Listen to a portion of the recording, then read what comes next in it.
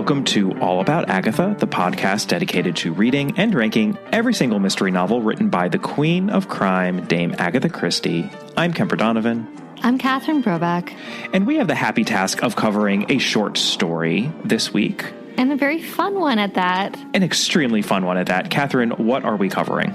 We're covering The Adventure of the Clapham Cook. And guess who is the star of this? Might it be our dear Monsieur Poirot? Well, I can tell from just the elation in your voice that we must be covering a Poirot for this episode. It's what I can hear in my own voice when we're covering a Miss Marple. So I am happy to be living here in your happy place with you, Catherine, for the next number of minutes. And I think a great place to start would be to talk a little bit about the publication history. What do you think? I think so. Go for it, Kemper. All right. The Adventure of the Clapham Cook. This is an early Agatha Christie short story. So, of course, it was first published in The Sketch. The Sketch. Oh, The Sketch. It's been a while. That was in November of 1923. And it was subsequently published in book form in the collection The Underdog and Other Stories in 1951. That was in the U.S. And then it was one of these early Poirot short stories that was actually not collected in the U.K. until all the way in September of 1974 in the collection Poirot's Early Cases. Although, interestingly, it was, though, published in a collection in the UK extremely early, in 1932, in fact, and that was in the Omnibus of Crime. But that is not an Agatha Christie collection, per se. It was a collection of a number of mystery stories from a variety of authors, I believe. And this was Agatha Christie's offering. Right. So we can just get right down to it. I mean, the victim here, it's a little bit of an odd one about the victim, but we're going to say that the victim is one Mrs. Todd because she's lost her very valuable cook. Now, Kemper, is there another victim? There very well may be. You know, often in some of these more slight or frivolous seeming Christie short stories, I'll say, oh, you know, we're dealing with a jewel heist or a kidnapping or something like that, and there's no murder here. But I'm actually not making that caveat right now. Take that as you will, listeners. Perhaps there's a little bit more going on in the story. Possibly so. Who might our suspects be? Well, our first suspect, our most obvious suspect, is the missing cook.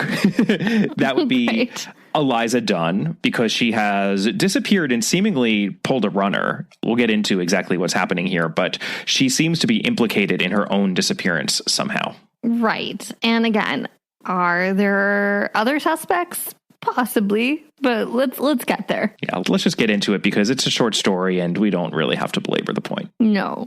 So, the world as it appears to be. Our beloved Monsieur Poirot is busy contemplating his mustaches. Oh, and also there's a stain on his jacket, so that's also not good for him. And he doesn't have a current case. And Hastings, they're currently roommates at this moment. They're in the Holmes and Watson phase of their relationship. They are.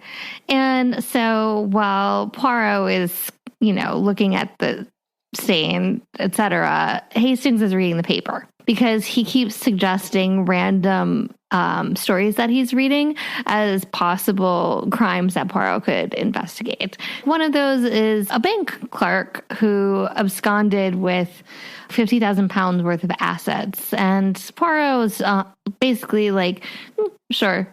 And also, you know, dear Hastings, what about this stain on my jacket?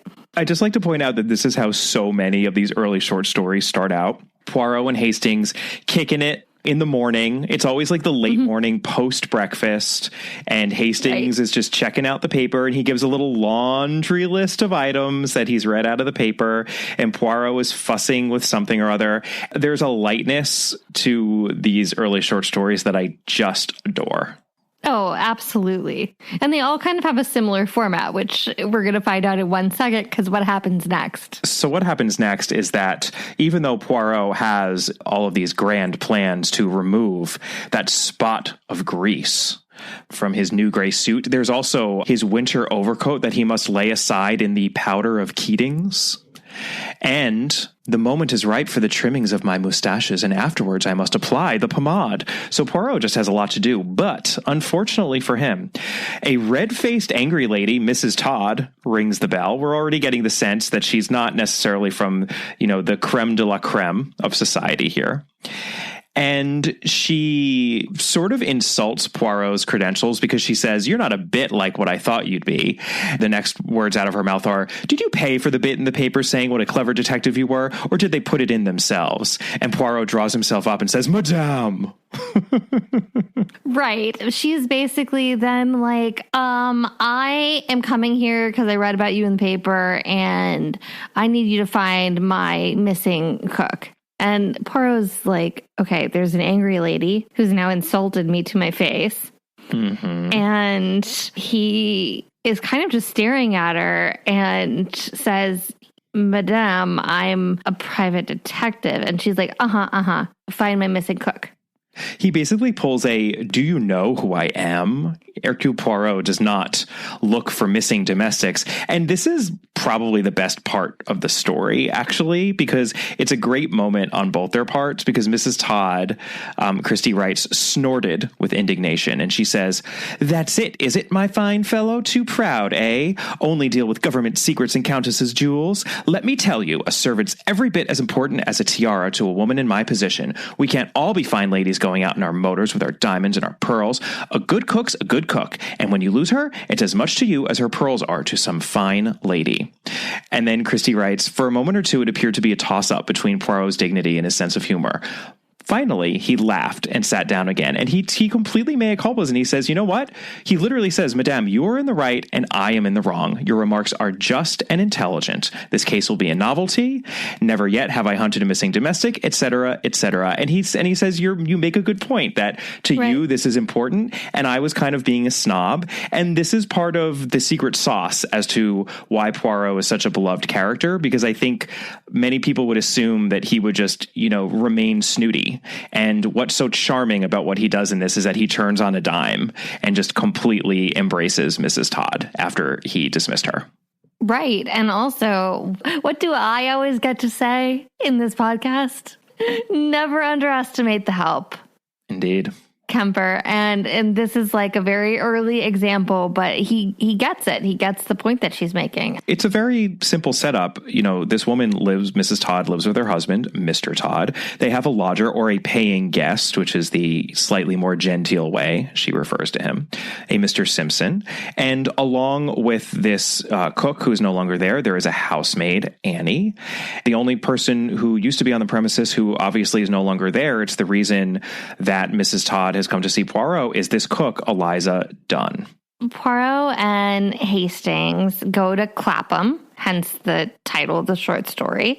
I had just recently come across Clapham as a London district in, wait for it, Pride and Prejudice, because I recently read a 700-page annotated version of Pride and Prejudice, which was one of my more enjoyable reading experiences during the pandemic, actually, because Pride and Prejudice is such great comfort reading, but then the copious annotations made it a deeper, more satisfying read. And Clapham is the part of London that Wickham and Lydia come to when they are flying away from Brighton to places unknown, and they change their coach in Clapham. Lydia and Wickham. And then they disappear into London and no one knows where they went. So Clapham is actually the last place where they are seen, and Mr. Bennet is going and he's inquiring of, the Hackney coaches there, if anyone, noticed them and saw what direction they went in or were the driver of their coach. Who would even really want to find Lydia and Wickham? Seriously. Well, not once they got married, they sure wouldn't. Personae non grata. So back to Poirot and Hastings at the Todds' residence in Clapham, where they interview the housemaid Annie, who has some interesting ideas, doesn't she, Catherine? She has a lot of conspiracy theories about white slavers. Yeah, that's interesting, isn't it? Yeah, it was a little bit unexpected, I will say that. Christie's definitely playing it for laughs. I mean, it's supposed to be really funny that Annie thinks the white slavers took Eliza, because she says, as likely as not, she's been shipped to Turkey or one of them eastern places where I've heard they like them fat. I mean, it's a thing here. And so we know that Eliza's trunk had been packed and then was sent away. So it seemed like Eliza might have pre-planned this because it seemed like everything was done possibly before she disappeared. And there's this entire thing about like, well, she basically would lose a month's wages. So that's really odd that she would do that, that she'd pull a runner. But yeah, she'd clearly pre-packed her trunk and was off. Yeah, he very sort of tactfully shoots down the white slavers theory because he's like, well, it's hard to believe that she would have packed her trunk and then sent for her trunk later if she were actually abducted by white slavers. Although Annie does have also a pretty amusing theory that if it were white slavers, that the way they almost definitely could have tempted her was to dangle some stewed peaches in front of her nose, because she says mad over stewed peaches she was. I shouldn't wonder if they didn't get her that way. And Mr. Todd comes home and is very clearly irked that his wife has hired a private investigator. And Mr. Simpson, who's their paying guest, is of no use. Although, and Hastings notes this, oddly, he worked in the same bank as Mr. Davis, the man who apparently absconded with the 50,000 pounds. Yeah, I mean, I have to say that, you know, we often talk about how Christie lays in something in the beginning of these short stories via the newspaper and laundry lists, but Hastings really does just pick up on it right away. It's not really buried in the story. No. And spoiler, but that doesn't end up being a red herring. It's the bank embezzlement that ends up being significant. So we are kind of informed of that before we get to our resolution. So Poirot is, you know, humming along here on the case. He's still very happily trying to figure out where this Eliza Dunn is and what could be going on. But he is subsequently fired from the case by Mrs. Todd for a mere guinea, because her husband clearly talked her out of it. It was very obvious that her husband was annoyed by this whole thing. He doesn't think it's important. He probably just wants his wife to hire a new cook and be done with it. He doesn't really care. And Poirot is insulted anew because he's, you know, no one puts Poirot off of a case in that kind of peremptory fashion. So he is not going to take their no as an answer. He is going to place his own advertisement in the papers directed to Eliza Dunn and try to get this missing cook to come out of the ether herself and provide some answers as to what's happening here. And does it work, Catherine? It works, because who shows up at Poirot's flat? Eliza Dunn. She saw the advert and she's awfully confused because she'd sent a letter to Mrs. Todd. Obviously, that was not received. And she proceeds to tell Poirot and Hastings about how she'd been approached on the street by a solicitor who told her that her late aunt's dear Australian friend had left her a bequest of a house and a stipend. So £150 for 6 months, £300 for the year. But it was on the condition that it had to be claimed immediately, and also possibly disturbingly that she could not be a domestic employee. Right. So she, and there's been a delay in communication because they were trying to seek her out. So she had to essentially go immediately. Eliza proceeds to panic and write a letter that she gives to this lawyer. That would be the letter that she wrote to Mrs. Todd. So that's done. And then she heads directly off to Carlisle, where she finds this adorable cottage. This is part of the legacy that she's been promised. And she's met by solicitors who take her through all of these very nice arrangements. And she subsequently receives her belongings mailed to her, though not in her trunk, because she had a trunk in her lodgings at the Todd's residence, but in paper. Her clothes are wrapped in paper very shoddily. You know, if you're expecting your clothes to arrive in your big, beautiful, spacious trunk and they come arrived wrapped in paper, it's a bit disappointing. And she seems, you know, rather annoyed by that. And she just assumes that this was Mrs. Todd essentially having sour grapes, that she left as quickly as she did and saying, well, you can leave, but I'm not giving you your trunk. And, you know, you can just have your clothes back in paper. So her trunk never got sent to her, even though we know from Annie, the housemaid, that the trunk was taken out of the Todd residence and forwarded when it was called for. So Eliza is as clueless as to the whereabouts of her trunk as anyone in this business, and she seems to have been extremely gullible when it came to this supposed legacy, which neither Poirot nor an astute reader believes for a second. So Poirot and Hastings end up having to go back to Clapham, and also they have to send a note to Inspector Japp, which this is also funny because Poirot refuses to do this originally because he was embarrassed about taking on this case. So they were making a deliberate point about let's just never tell Inspector Japp that this is happening. Right. But now they have to go back. And who is Poirot looking for going back to Clapham? It might be that paying guest. Mr. Simpson. Mr. Simpson. So Hastings, his morning paper reading is not without merit.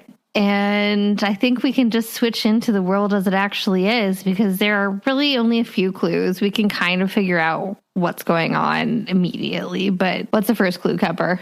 Well, the first clue we already alluded to, which is that whenever there are items from a newspaper reprinted in a Christie story, especially a Christie short story, especially an early Christie Poirot short story, and it's Hastings who's reading it after breakfast as Poirot was listening, it's going to be significant. It's not random. So we know that one of those items is important to the solving of the case. And as I mentioned, Hastings even pinpoints which one it is. It's that bank embezzlement. So somehow, given that Mr. Simpson works at the bank where this embezzlement was committed by a Mr. Davis, there has to be a connection to this missing cook business.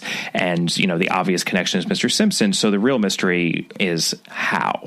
And we have another clue, actually, that does speak to the how, at least a little bit. Well, right. If somebody mentions, if Annie, the housemaid, mentions a pre-packed trunk, and Eliza says, "Oh, I never received my trunk. I just got these shoddily wrapped packages with my clothing in them," we can kind of make a guess that something nefarious is going on with the trunk.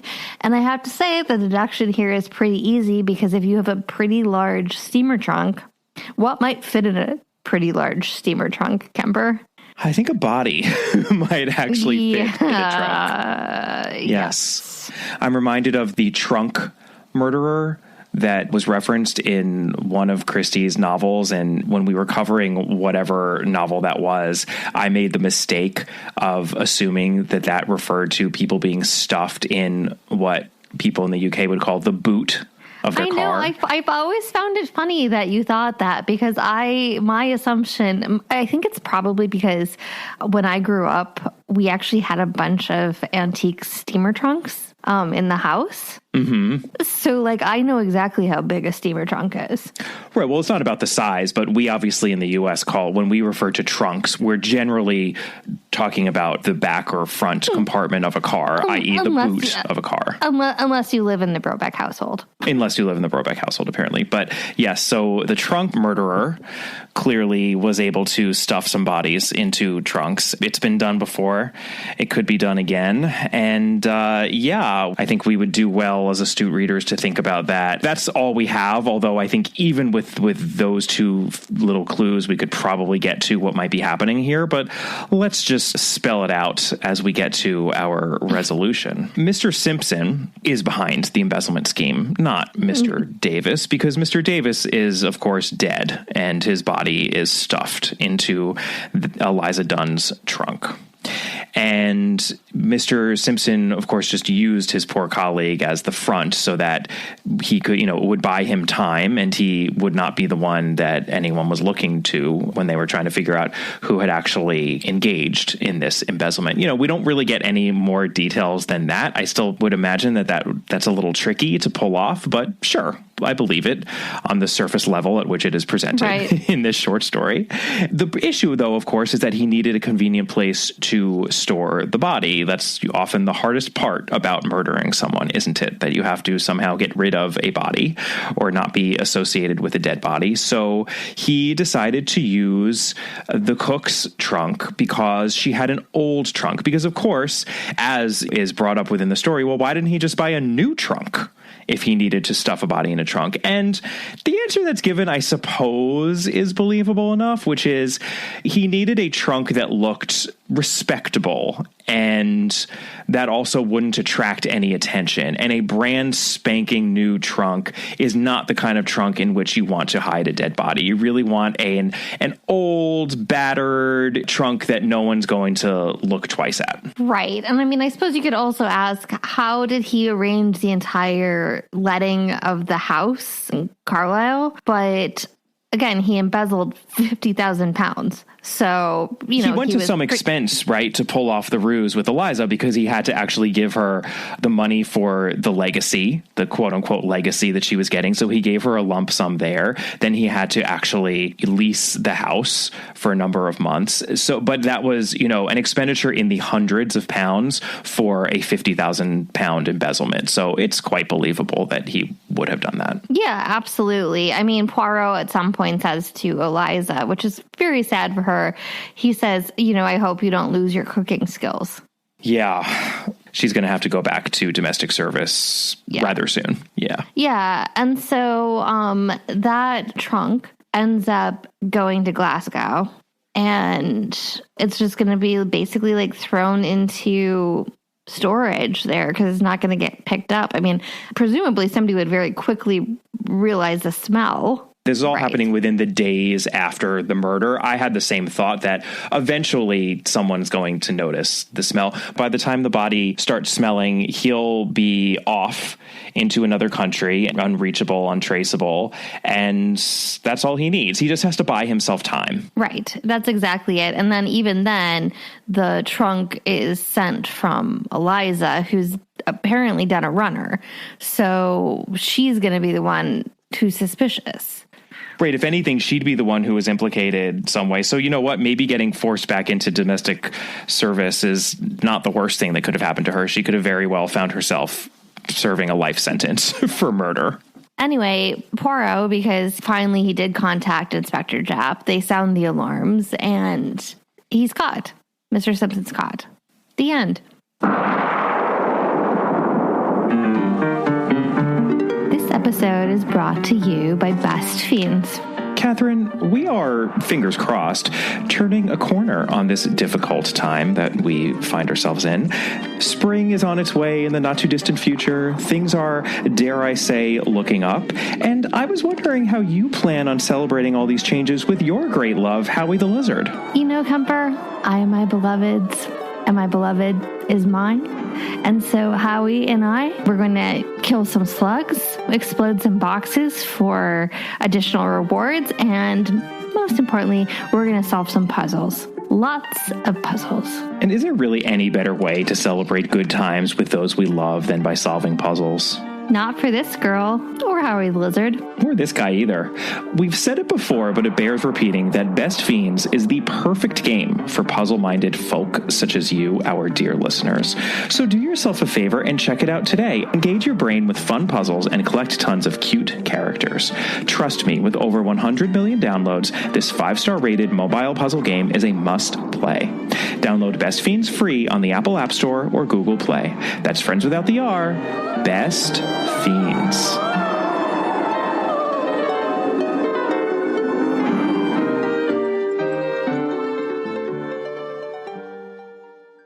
The end. And, the story, though, does end on what for these stories is a typical light and jocular note, which is that we find out that Mrs. Todd's check for a guinea was never cashed. Poirot has it framed and hung on the wall of his sitting room. I like it. And this is what he says to close out the story. It is to me a little reminder, Hastings, never to despise the trivial, the undignified, a disappearing domestic at one end, a cold-blooded murder at the other. To me, one of the most interesting of my cases. And I'm actually also quite pleased to be able to note that there is an extra line that was written into the story when it appeared in the sketch, which was excised from the story when it was collected into the various book forms that it was collected into over the years. I'm getting this information actually from, but of course, our good friend Mark Aldrich in his new book, Agatha Christie's Poirot, the Greatest Detective in the World, where he has all sorts of fun facts, not only about adaptations, but of course about the texts themselves. And the extra line in the sketch was as follows: "But for Poirot and his amazing powers of reasoning, a particularly cold-blooded murder would have escaped scot-free." You know, not really necessary. I think it's a cleaner, snappier ending without that, but perhaps that seems a little bit more newspapery, you know? Yeah, and I think that it makes a nice transition. One of the nice things about this story is how many of the actual lines from it are preserved in the adaptation. They really are. Yeah, so we mentioned this when we announced in our last episode that we were covering this story, but I think for a lot of listeners, what is significant about this story is that it is the very first episode of the David Suchet series, Agatha Christie's Poirot. So I think, first off, it's interesting to me that they chose such an outlier of a story as their first episode. I actually think it's an excellent choice for a first episode. Completely agreed. But we should acknowledge it's an outlier. I mean, Poirot is taking on a case with a solidly middle class, perhaps even almost lower middle class client about a missing domestic. That is not often what he does. It's a little bit the counterpart to that Miss Marple short story in The 13 Problems, Death by Drowning, where she looks into a publican's daughter who was knocked up and seemingly killed herself by jumping into a river. It's like very, not what Miss Marple normally does, but Christie does occasionally have, her detectives. I really like that story, by the way. I do too. I appreciate them for how they stand out and for the fact that she's actually has them delving into problems that are afflicting the lower classes. And, there's perhaps a certain bit of patronizing air that the detective / maybe even Christie has as she's telling the stories. But for the most part, they're top-notch mysteries and very quote unquote fun, in the way her murder mysteries always are. And I think they really round out the collection. So, well, I think that, yeah, for sure that in the actual just stories. And as far as the first episode goes, I mean, it's just planting so many of the Christie themes really well. My favorite scene in this, which we can get to later possibly, is that Poirot gets thwarted and he goes around the side of the house and he talks to Annie. Annie,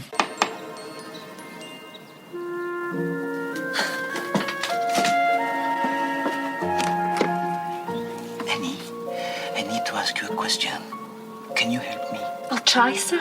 That's far and away my favorite scene in this episode because he's using the housemaid, but at the same time, he's very generous to her. And that is consistently the case across the stories and the novels, is that Poirot, let me again reiterate, never underestimates the help. And everything about it is just very neatly accomplished in this episode. It's a really, really good place to start. It is. We should mention that it first aired all the way back on the 8th of January, 1989, over 30 years ago. Yikes. The producer was Brian Eastman. The director was Edward Bennett. And the writer was, of course, Clive Exton, who really established the tone and the feel of the series and wrote so many of these scripts. We mentioned when we started talking about the text alone that moment in which Poirot turns around and, rather than continuing to berate this woman, how dare you come to me with such a trivial problem, realizes, oh, actually, for you, this is important, and I'm going to embrace this wholeheartedly. That's right there in the text, and it's such a likable moment. And I think that, too, is why this is an excellent choice for a first episode, because that's all happening in the very first scene, which is not the very first scene of the episode, but the very first scene in which we meet Poirot. We get all that Christie wrote in that scene on the screen. I'll tell you what I want you to do for me. I want you to find my cook. I fear you are making a mistake, madame. Hercule Poirot is a private detective. I know that. Haven't I just told you I want you to find my cook for me? Walked out of the house on Wednesday without so much as a by your leave and never came back. I am sorry, madame, but I do not touch that particular kind of business. I wish you good day. So that's it, is it? Too proud, eh? Only deal with government secrets and countesses' jewels? Well, let me tell you, Mr. High and Mighty Poirot, a good cook's a good cook. And when you lose one, it's as much to you as pearls out of some fine lady. Madame, you are in the right and I am in the wrong. Your remarks are just and intelligent. This case will be a novelty, Hastings. Never before have we hunted a missing domestique. Truly, here is the problem of national importance. And, we get who Poirot is. We get that there are kind of layers to him. He's not just a ridiculous little twit by any means. And from the get-go, and this was always, David Suchet talks about this so much in his book Poirot and Me, but when he talked about, what he was going to do with the character with Rosalind, with Agatha Christie's daughter, she said, we can never be laughing at Poirot. I don't want him to be a figure of fun. And even though David Suchet brings, so much comedy and ludicrousness to the character, just as, Christie imbues the character with on the page. He's never laughing at him. The show is never at Poirot's expense. And all of that is just right there from the get-go. And not only with David Suchet's Poirot, but with Hugh Fraser's Hastings and Pauline Moran's Miss Lemon and Philip Jackson's Inspector Japp. They are all in this episode. They are all more or less exactly who the characters are, both from an emotional and physical standpoint. I think Poirot's mustache feels like it still needed a little bit more work to get to where it would be in those early seasons. It ended up changing again after that, but it felt a little rough. And I noticed that Pauline Moran's finger curls were not very well defined. They were not where they eventually got to. I know, but you know whose finger curls were very well defined? Mrs. Todd. Yes. Mrs. Todd was good too. The actress who played Mrs. Todd, I thought was genuinely funny how she would do this sort of like squinting smile as she was saying things, or she was just sort of like, aren't I just so delightful? She was hateful, but in a really funny way. And that too, it's like all of the, the character actors who appear on this show, and many of them just in one episode, they always bring something to it as well, because the show is so well directed. The production design is there. It is lavish from the get-go. We have on location shots in Clapham, and then also up in, I believe it's actually the Lake District where they shot, when Poirot and Hastings go to find Eliza Dunn in her cottage. And that's just gorgeous as they're traipsing about there. And we have Poirot, stepping in cow manure in his shoes. And Hastings and Poirot actually have a delightful little city mouse, country mouse spat where they're arguing about the merits of the city versus the country, which I found adorable. Look at that, Poirot. Look at that view. Yes, well, views are very nice, Hastings. But they should be painted for us so that we may study them in the warmth and comfort of our own homes. That is why we pay the artist for exposing himself to these conditions on our behalf. What do you mean conditions? It's a wonderful day. Just fill your lungs with that air. No, my poor friend. This sort of air is intended for birds and little furry things. The lungs of Hercule Poirot demand something more substantial. The good air of the town. It's just all being expertly established. And that's probably the other reason why this story was such a good choice for the first episode, because it's not overwhelming. It's a perfect story to fill out 50 minutes, and they don't really even do that much more invention. We have a little bit of an action-esque sequence at the end, but there's no lorry chasing or backing up in a country lane or anything like that. They just really do the story full justice and have some breathing room to establish the characters and have fun, especially with those four characters, the family, right, who will carry us through those early seasons. Yeah, and it's a good introduction, because never really do we get introduction of Inspector Japp, particularly in the texts. But here, that you can tell that he knows who he and Poirot know who each other are, obviously. But there's a very, very well acted moment where Japp is interviewing Mr. Simpson in the bank, and Poirot comes down the steps And Mr. Simpson sees him and kind of freaks out to Jap. And then Poirot walks aside and he knows Jap's behind him. Mm-hmm. And there's a really, really, really good Suchet moment where you see Suchet's face as Poirot being like, oh, God. Okay. Yeah, because he's embarrassed. Yes, he's embarrassed. And so he takes breath and then he turns around and he's charming to Jap.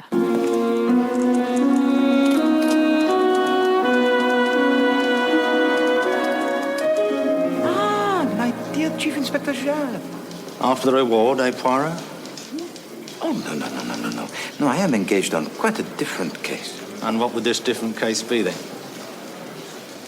Ah, well, now, there is such a thing as client confidentiality, Chief Inspector. Let me just say that this case I am engaged on is of national importance. Well, I'm glad to hear it, Poirot. Someone was trying to tell me you'd gone into the missing domestics business. No, I said. Not Poirot, I said. Hard times or not, he wouldn't fall that far.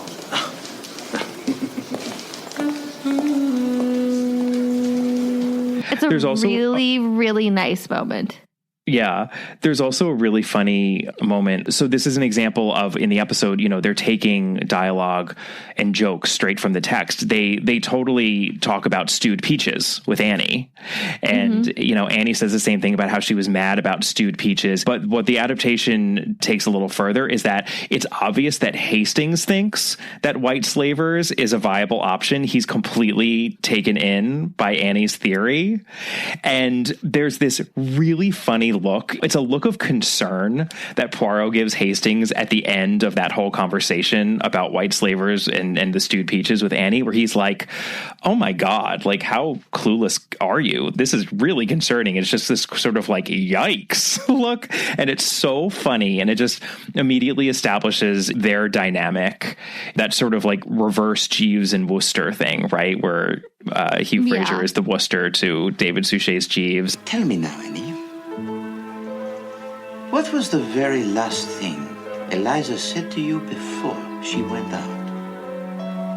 She said, if there's any stewed peaches left over from the dining room, we'll have them for supper. And a bit of bacon and fried potatoes. Mad over stewed peaches, she was. I shouldn't wonder if that wasn't the way they got her. Got The white slavers. Ah, the stewed peaches. Quite. I really, really love that. And it's funny that you mentioned too the moment later with Annie and Poirot as being so great, because what I loved most about it is at the very end. Very well, Annie. Thank you. Au revoir. Au revoir, sir.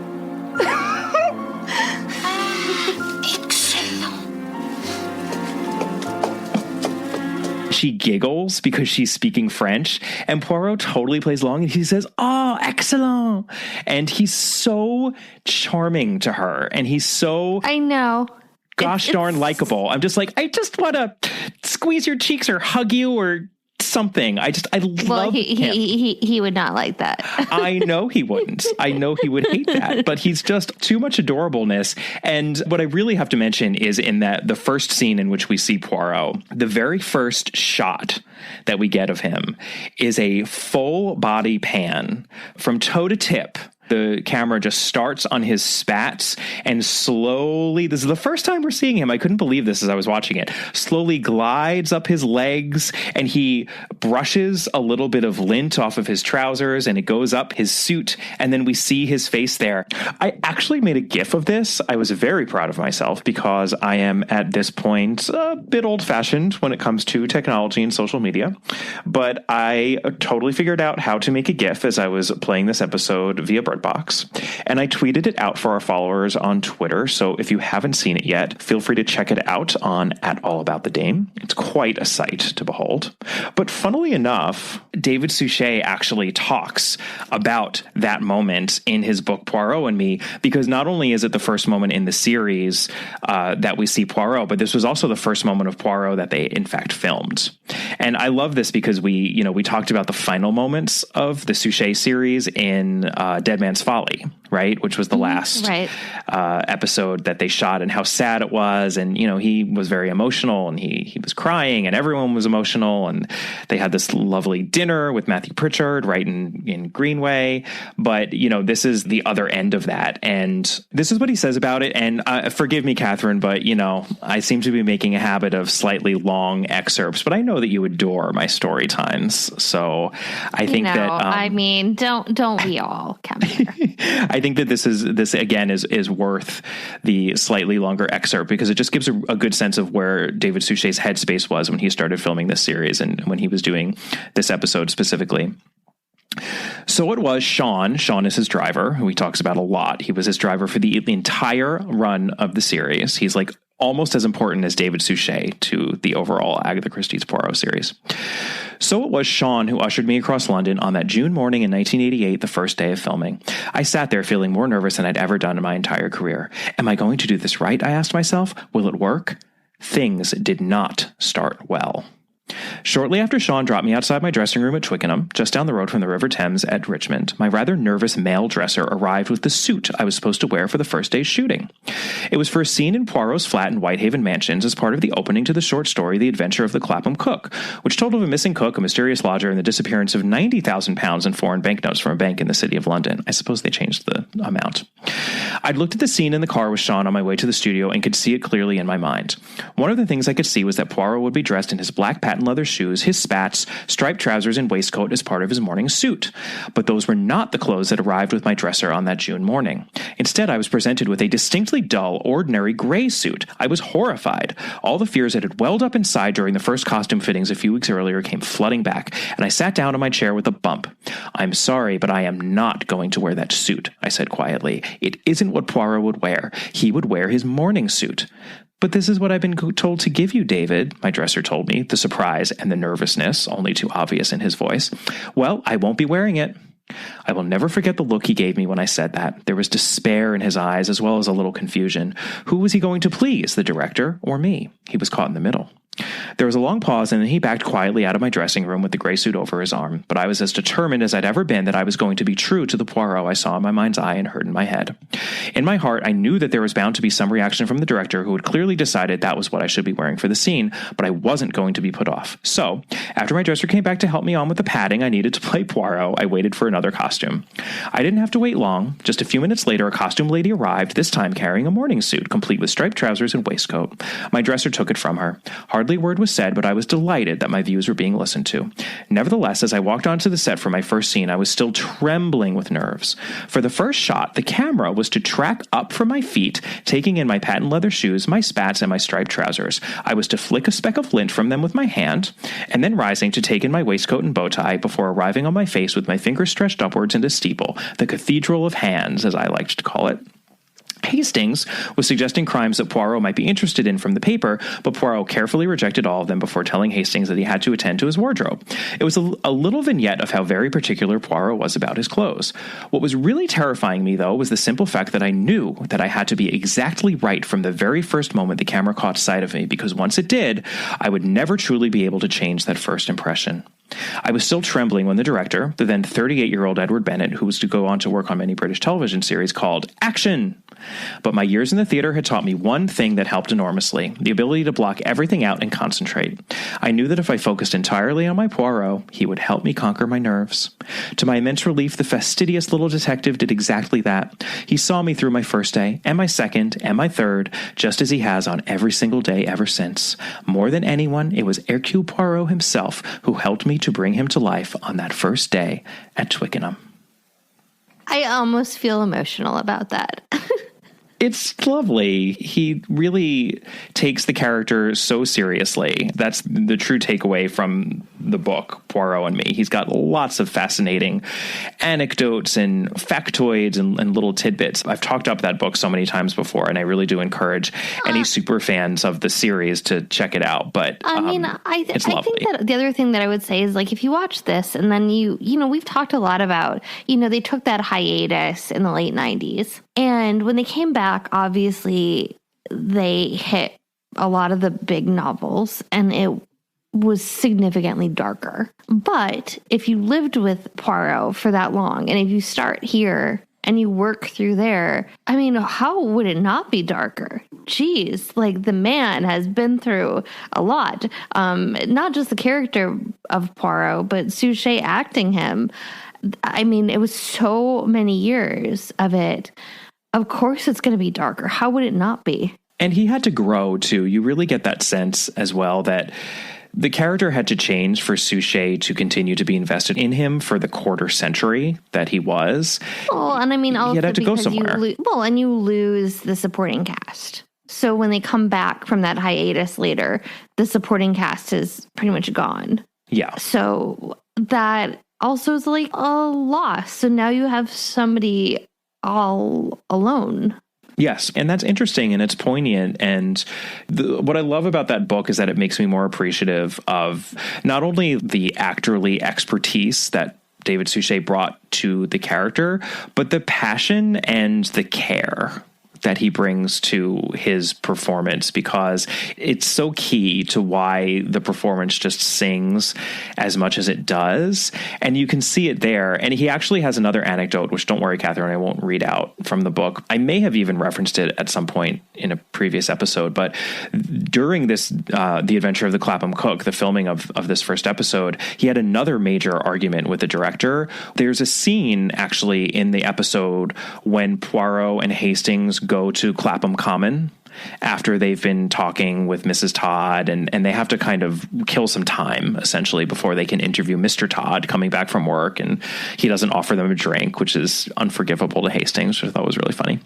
And Hastings is sitting on a bench and Poirot is standing in the scene. It's a short scene when they're on Clapham Common. As originally shot, it was a much longer scene during which Poirot sat down on the bench, and David Suchet insisted that if Poirot were to sit on a public bench, he had to lay down a handkerchief first and sit on the handkerchief. And the director basically put his foot down, kind of lost his mind over this and was like, that is ridiculous. We cannot do that. That's just weird and OCD. And David Suchet was like, like, exactly. I know that he would do that. And the funny thing is that the scene got deleted from that episode, but he does do that in subsequent episodes. We've definitely seen David Suchet as Poirot lay a handkerchief down on benches and sit down on it. Like, that is something that he did. He brought to the scenes later. And in the book, he just says it was another argument that he did win. I mean, he won it in the moment, although it's kind of the joke, I feel like, among writers and directors and producers, especially of TV, where often you have to do multiple takes of things, where they're like to the actors, sure, you do it your way. Let's just get it the other way also, though, just in case. And then they just kind of do what they want in post, which sounds like exactly what happened. But it was very important to him that he be heard about that and that he not really back down on these idiosyncrasies of Poirot, because he knew that that was key to nailing the character.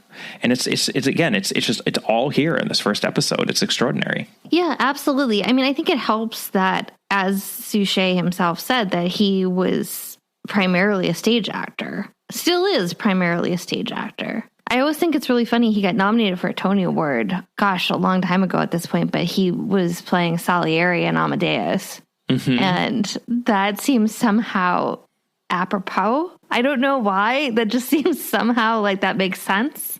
Yeah. Well, and it's funny, too. I was, reading over a little bit the Clapham Cook section of Poirot and Me, and I hadn't read it in a while. And in that section, he talks a lot about working with Pauline Moran and Philip Jackson and Hugh Fraser, and he hadn't worked with any of them before doing this series. And, he talks about the choices that especially Philip Jackson made to essentially be a sort of straight man to Suchet's idiosyncratic Poirot, because that would help balance out, what was happening, and in a way also kind of highlight those idiosyncrasies that he was choosing to engage in. And it's an interesting point, because Hastings and Miss Lemon are both rather ridiculous characters as well. And I think if Philip Jackson were doing something bigger or weirder on this show, it would be too much. And reading that section made me appreciate what an anchoring presence he really is. Because Jap is kind of a ridiculous character as well. And Philip Jackson does take a little bit of a similar approach, which is that he never makes Jap ridiculous. You always get the sense that even though Jap is someone who is never as quick as Poirot and is always going to get bested by Poirot, he gets it. his Jap totally gets it. And that actually does go such a long way to grounding the series. And I've always loved the way that he plays Jap, which is different from the Jap in the text. And apparently, actually, Philip Jackson had read Christie when he was younger, but he very purposely did not read any Christie while he was playing the character, because he just wanted to play the character that had been created within the scripts that he was filming. You get a little bit of compelling Jap in, like, I think we talked about like Murder in the Muse before, where like, so you get like a few things like that where you get like heavy Jap in them. Yes. Those are always kind of fun, and I can see how it's pulling from those. Yes. I think Jap's a little inconsistent in the text, honestly. I think sometimes she would play up, Hastings and Jap not liking each other, or Jap would seem fairly superficial or opportunistic, I think, of Poirot, and he would, rub Hastings, if not Poirot, even the wrong way, and if not the reader even the wrong way. But Philip Jackson's Jap is consistently, he's the best version of Jap that Christie absolutely did create at times on the page, and I think they just made that consistent throughout the series, or at least for as long as Jap appears in the series. Right. And I think that, if you're looking at this, I mean, Hugh Fraser does a tremendous job, because he's also just introducing Hastings with a bang. Yes. Hastings is fully realized. In that scene, from the scene where we get the body pan, Hastings is reading the newspaper and reacting to Poirot and just doing everything that Hastings does. Mrs. Todd. Doesn't sound as if she's nationally important. Mind you, I knew a Mrs. Jones once who was Master of Hounds with the Mid-Rutland. Yes. No, that's all. Funny woman. And is remarkably faithful to the book, Hastings, frankly. I think Pauline Moran, in this book anyway, he quoted her as saying that part of what she wanted to do was never to flirt with Poirot, because Poirot was someone who wasn't really comfortable doing that. So they're very similar, right? They're both essentially OCD, and they have similarities, and whereas the relationship with Poirot Hastings, Poirot Jap is often the comedy inherent in oil and water, not really mixing very well, but still having affection for each other. There is this core of understanding between Pauline Moran's Miss Lemon and Poirot that is in no way founded on romance. It's actually founded on respect. And that's also extremely refreshing. Completely agree. And also, if you think about it, she's having to pretty much come up with a character from scratch, because, as much as we hate to say it, there is actually not very much Miss Lemon in the books. Whenever she talks about Miss Lemon, it's usually just to talk about how ugly she is, it seems. I know, just so mean. But yeah, we don't get a lot of Miss Lemon in the actual Christie text. So what she's having to do is they're having to create a character almost from scratch. Yeah, and she's the only character who doesn't actually appear in the text, right? Because they have a landlady that's showing in the client at the beginning. Again, very Sherlock Holmes. I'm like, is that Mrs. Hudson? So they have to fabricate Miss Lemon, but all the other three are certainly in there to a certain extent anyway. I think that for a first episode, it just does a really good job of setting everything right. Well, and my other major point I wanted to make about this episode that I found fascinating when I was watching it, having covered as much Christie as we've covered at this point, is that not only did they choose a very simple short story, but the way that the short story mystery is presented in this episode is overly simplistic, because I made a little condition when I was talking about the scene in which Poirot was first introduced. That's not the first scene of the episode. The first scene of the episode is us seeing Mr. Simpson, the paying guest, right, the lodger, tying up this trunk in his room. And clearly we can get from the music cue that something bad is going on here, and this is a bad guy. And then, just in case that's not completely clear, the next time that we see Mr. Simpson again, when Poirot and Hastings go up to his room, the music comes on again, and it's like, oh, here's the baddie. And then he is the baddie. It's not a red herring. The mystery is actually spelled out way more obviously than it would be in pretty much every future episode. And again, I think it's because this episode's working overtime on the characters, since obviously it's the first episode, and you almost don't notice that they're doing that with the mystery because the characters are so engaging and the mystery is still there. So I think it's just an incredibly clever way of structuring this first episode so that you can really let it have the room that it requires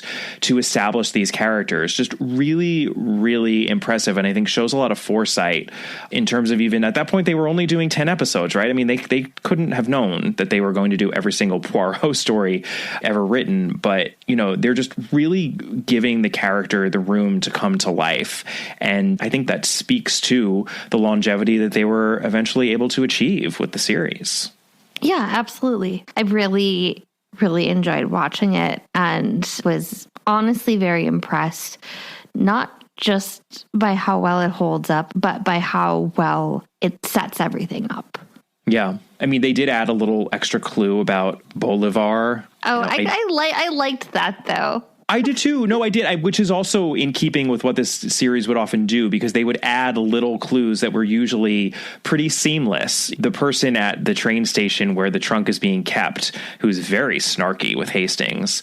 I know, sort of really snarky. Yeah, he's the clerk who's watching over the storage area of the train station, but he remembers that whoever brought the trunk in had banknotes when they were paying in British pounds. He also saw banknotes in their wallet. He says the banknotes have Bolivia written on them, so he must have been going to Bolivia. And they're like, oh, okay. So then they assume that he's going to go to Buenos Aires, and then it's only when they're at the port. Poirot, where are we going? The Queen of Heaven sails for Caracas tonight.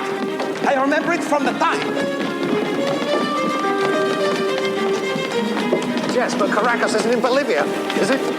What the porter saw on the banknote was not Bolivia. What was it then? It was Bolivar. And the Bolivar is the unit of currency in Venezuela. Our friend is on his way to Venezuela.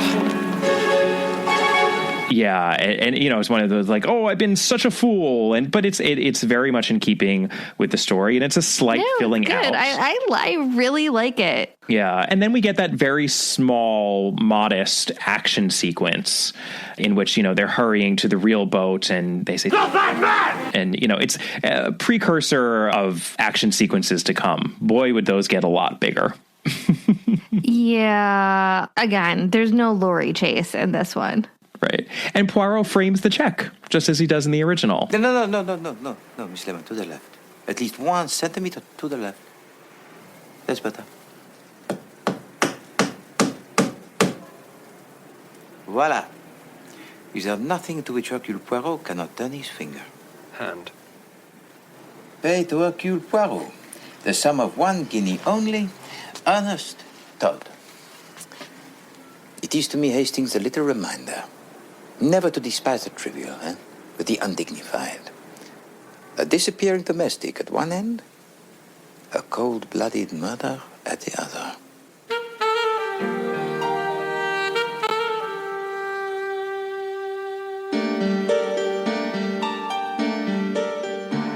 I think it's been a while, actually, since we've just been able to discuss how much we love the David Suchet series. So I'm very happy that we had the excuse to do so in this episode.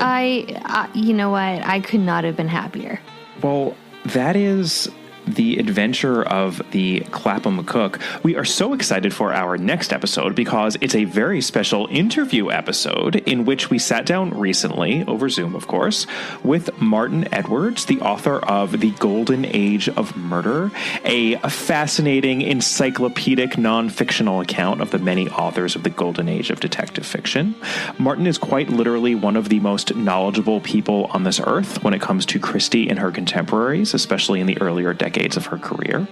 He's also a mystery writer in his own right, the current president of the Detection Club, and a huge Christie fan. So I like to think of our conversation with him as Christie Plus. You're all going to love it. And then in the episode after that, we'll be covering a novel. It is going to be a Miss Marple novel. Catherine, we are covering The Mirror Cracked from Side to Side, or The Mirror Cracked if you are reading a U.S. version of the book. Apparently, we couldn't handle the full title. It was too much. Our attention spans just couldn't handle it. I mean, nobody also probably knew The Lady of Shalott. Is that what we're also saying? That's probably also went into their thinking there. I really, really cannot wait for that one. I very much remember reading that one when I was younger. Me too. Yeah. In the meantime, we would love to hear from you. You can always find more content from us on our Patreon site. We are over at www.patreon.com/allaboutagatha. We just dropped an episode all about Dracula by Bram Stoker. We're going to be talking about Dracula adaptations. It's not just Agatha Christie, folks. We do more on the Patreon. So it's always about mystery, though. It is. We read Dracula through the lens of mystery fiction. So we were reading Dracula as a detective Can you novel. perhaps give our listeners a taste of your Count from Sesame Street version of Dracula? 1, 2, 3. Yes. Yeah. So, if you head over to the Patreon, you get to hear Kemper do that a bunch of times in an attempt at a Transylvanian accent. Transylvania. Boy. Well, I think we just lost some patrons. And if you would instead like to email us, you can do so at allaboutthedame@gmail.com. You can find us on Twitter at allaboutthedame. You can find Catherine on Twitter at Brobcat. Our Facebook page is All About Agatha, and our Instagram handle is at All About Agatha. Please take a moment to rate and review us if you haven't already. It helps others find the podcast. We love to hear from you, and we'll see you next time. Bye. Bye.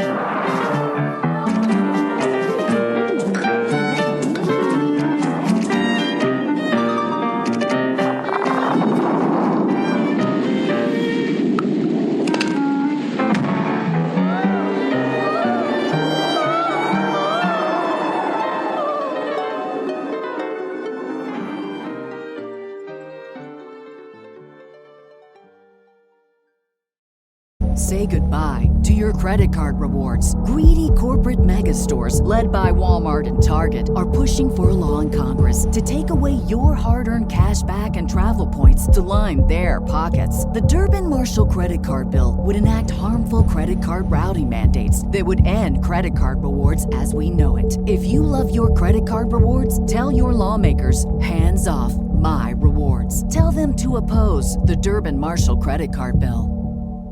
Have you made the switch to Knix? Millions of women have made the switch to the revolutionary period underwear from Knix. That's Knix. Period panties from Knix are like no other, making them the #1 leak-proof underwear brand in North America. They're comfy, stylish, and absorbent, perfect for period protection from your lightest to your heaviest days. They look, feel, and machine wash just like regular underwear, but feature incognito protection that has you covered. You can shop sizes from extra small to 4XL. Choose from all kinds of colors, prints, and different styles, from bikinis to boy shorts, thongs to high-rise. You've got to try Knix. See why millions are ditching disposable, wasteful period products and have switched to Knix. Go to knix.com and get 15% off with promo code TRY15.